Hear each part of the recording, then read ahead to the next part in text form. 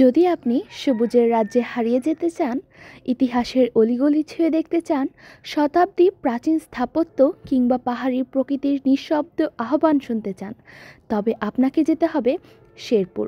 গারো পাহাড়ের পাদদেশে ছড়িয়ে থাকা জিনাইগাতি, নালতেবাড়ি ও শ্রীবর্দী উপজেলার বিস্তৃত বনভূমি, শালচিগুনের বনরাজি আর খরস্রোতা নদী যেন চোখ জোড়ানো এক স্বপ্নপুরী। প্রকৃতিপ্রেমী কিংবা পাহাড়ের নীরবতায় হারিয়ে যেতে চাওয়া ভ্রমণকারীদের কাছে গারো পাহাড় এক আদর্শ গন্তব্য। এখানে রয়েছে শালচিগুনের বন, ছোট বড় পাহাড় টিলা, রহস্যময় ঝর্ণা, বনানী আর পাখির কলতান। রোদার ছায়ার খেলায় ভরা গারো পাহাড়ের হাঁটলে মনে হয় যেন প্রকৃতি নিজেই আপনাকে গল্প শোনাচ্ছে, সবুজের ভাষায়, নির্জনতায়, মুগ্ধতায়। এখানে আকাশটা একটু বেশিই নীল, বাতাসে মিশে থাকে পাখির কলতান আর নাম না জানা গাছের মৃদু গন্ধ, ঝিরঝিরি ঝর্ণার শব্দ এবং পাতার ফাঁকে উকি দেওয়া রোদের ঝলকানি এক অপার্থিব আবেশে মোহিত করে যে কোনো পথিককে।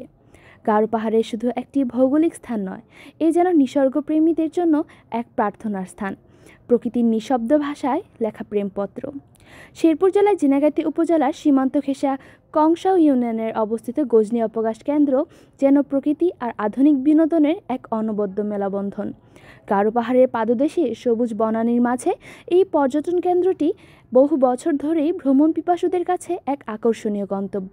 এখানকার প্রকৃতির সৌন্দর্য যেমন চোখ জুড়ায়, তেমনই মনেও গেঁথে থাকে বিনোদনের নানা আয়োজন। মেঘালয় কোল ঘেঁষা সীমান্তবর্তী শেরপুর জেলা যেন একধারে জীবন্ত ইতিহাস, অপার প্রাকৃতিক সৌন্দর্য আর বৈচিত্র্যপূর্ণ সংস্কৃতির এক চমৎকার মিলনমেলা।